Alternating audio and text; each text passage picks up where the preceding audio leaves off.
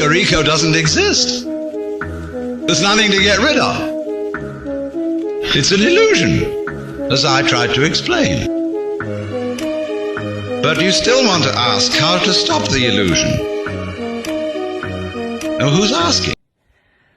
I'm going to give you a sentence that will change your life if you repeat it over and over and over until you fully accept it, okay?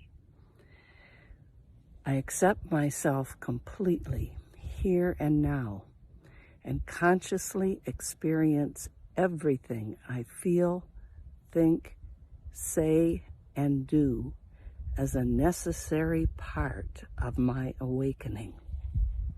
The universe always gives you exactly what you need to live a life that's aligned with the frequency of what you focus the majority of your attention on.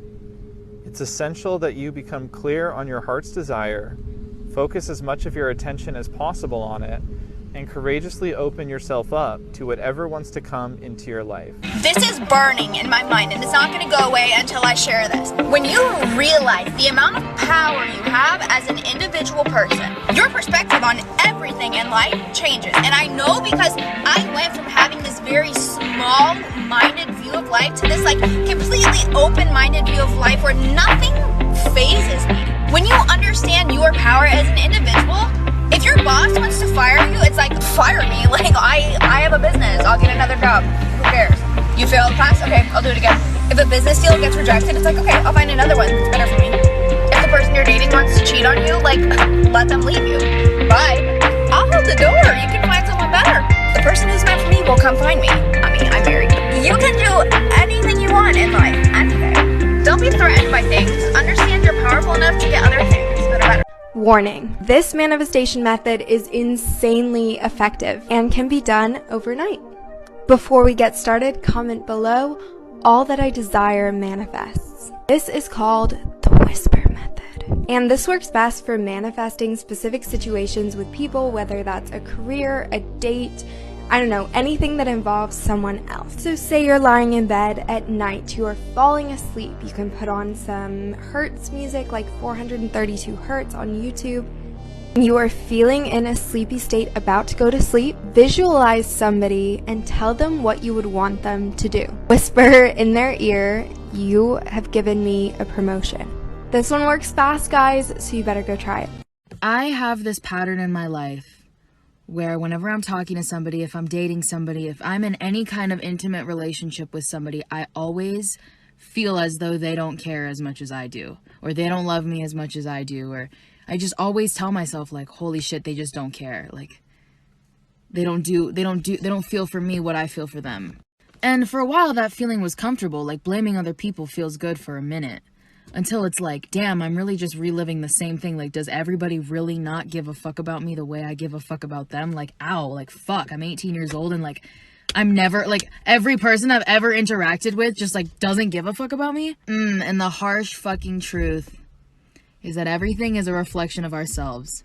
Within everything that we project onto other people, everything that we blame other people for, there is something within us that is not healed or that needs to be inspected. And bitch, I did my inspecting. And I have come to realize that it is not that people don't care about me. It is not that people don't love me. It's that I don't believe that they love me, and I don't believe that anybody could ever care about me as much as I care about them. It is not that people aren't showing me ways that they love me or that they care about me. It is that I disregard everything that someone does to show me that they care about me because it doesn't fucking matter, because I'll never believe that anybody loves me or anybody cares about me. And it traces back to my childhood because I grew up in a toxic ass, abusive ass household. And a part of me had to believe that the fucked up things that were happening to me because I deserved it. Because if I ever believed that I deserved love, then my whole world would fall apart. And I would see that everything in my life was so fucked up and I just needed to get through my days.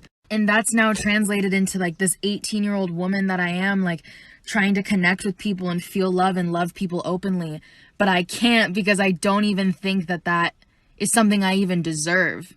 I think I deserve to be hurt. And because of that, instead of cherishing the moments where people do express their love to me and do show me that they care, I keep a tally of the ways that they fucked up as evidence to the fact that they don't care. Because that's what's safe in my mind. That's what's comfortable. Because to think that I deserve love would be to go against all that I've been taught my whole life. If you're manifesting money today, this message is for you. Most people go wrong when they manifest money, is they're waiting until they have the money to feel the emotion. But the trick is to do it the other way around. When you tap into the emotion, the money will come. So grab a pen and paper, write down all the things that you would do right now with $1 million. Also write down the things that you would not be doing anymore. Then write 3 words that would describe how you think you would feel. Then tap into those emotions. You have superpowers that you're not aware of. Everyone on the planet has the ability to magnetically attract what they want into their life. Whatever you think and feel naturally becomes your reality. We are constantly creating our own reality, whether we are conscious of it or not. Everything on the planet vibrates at a certain frequency. As your frequency begins to vibrate higher, you're going to experience thoughts and emotions that are contained within that frequency. So if you're vibrating within a frequency of love, you're going to experience loving thoughts and emotions. According to research from Harvard, human beings are basically walking energetic magnets. Around your body, there exist 2 magnetic fields, a smaller one and a larger one. They are commonly known as a torus, and they're the magnetic fields of your heart. We all know the principle of physics where like attracts like. Whatever your field is vibrating at is what will naturally come into your field. So this means the higher your heart vibrates, the more your field expands. And so the more your field expands and the bigger it is, you are able to attract abundance so much easier. As Einstein said, everything is energy. That's all there is to it. Match the frequency of the reality you want to attract, and you cannot help but get that reality. This is not philosophy. This is physics. Remember, I always love you. Real love isn't about you. So this is how I know immediately where somebody's at. How's it going with so-and-so? I just love the way they make me feel. I love what they do for me. I love the way they talk to me. Are any of those things bad? No, but that isn't love. You're getting a need met from this person that you're addicted to. This is like the serial dater does this, because the real love part kicks in when that emotion wears off. And then it's like, as soon as the emotion wears off, it's like, oh, I'm going to dump this person and go back and find somebody who will meet that emotional cycle again. That's not love. That's being addicted to a biochemical reaction that feels really fucking good. Hey, what do neuroscience, Buddhism, Taoism, and Stoicism all have in common? They all figured out that pleasure is not happiness. In Buddhism, it's said that what keeps us suffering is the constant seeking of pleasures. And from a neurobiological perspective, this is true. Because what pleasure is dopamine. And all dopamine wants is more dopamine. It is the molecule of more. It is never content. Dopamine is a primary driver behind all of addiction. And so from a neurobiological perspective, seeking pleasure, it ends up not being about the pleasure itself, but more about alleviating the suffering and pain that exists in pleasure's absence. So what do we do about that? We need to retrain our brain and retrain ourselves to crave peace over pleasure, to find joy within challenge, and to find happiness within the process of being alive. When I started to realize that all this shit is made up, it literally shifted my perspective on everything. Money, time, gender, race, everything. And like, look, actually, let's even specifically talk about things like beauty, money, working, productivity. All of these cultural values are made up. But the issue is, whose imagination are we living in? And that is why colonialism is so dangerous, because we are living within the imagination of white colonial men who decided what it means to be beautiful, what it means to be worthy, what it means to be productive. Why is productivity even a value that we have? Who does that benefit? When you realize that everything is made up, it shifts your whole worldview. Look what they did with daylight savings. Time is made up. Weekends, weekdays. What the fuck?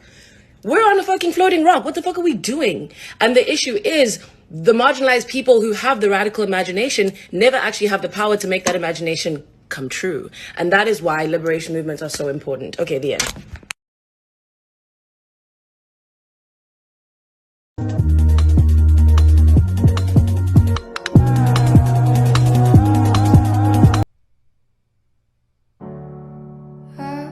Yeah, I'm not about to romanticize this at all. Like, spiritual awakenings are hard. They're like real hard work, and it's it ain't all just like, oh my God, I had a spiritual awakening and now I see colors differently, I dream in color, the world is different. Nah, Spiritual awakenings, you lose old friends.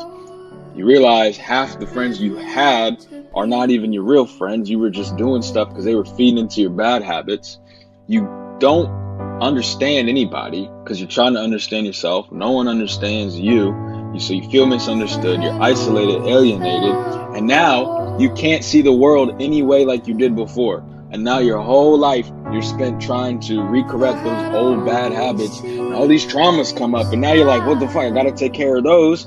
And you only care about truth. And the thing is, hold on. I wonder which crystal holds the most power. You ever heard of Super 7 Amethyst? What kind of anime-ass name is that? Bro, it's a mineral with 7 different crystals in one. The energies of amethyst, clear quartz, smoky quartz, rutile, kokoxonite, and lepidococci all reside in this one stone. I don't know half of these names. All of these crystals have their own individual benefit, but together it becomes an entirely different beast. Beast? Bro, it's a rock. On higher realms of existence, this is not just a rock. Super 7 Amethyst interacts with your energy field to harmonize your vibration and raise your conscious energy. Why does that make it so powerful? Because your consciousness is your inner light. The more you raise your inner light, the better you'll understand the nature of reality and the self. This will help you kick addictions, relieve deep inner issues, and more importantly, help bring your manifestations to life. Alright, that sounds cool, but where can I even find it? Well, Super 7 Amethyst is very rare, but luckily Jay Kaizen is friends with Inner Crystallization, a company that sells Super 7 necklaces. Just go to his bio and use the code SUPER777 for 15% off. I promise you will not regret it.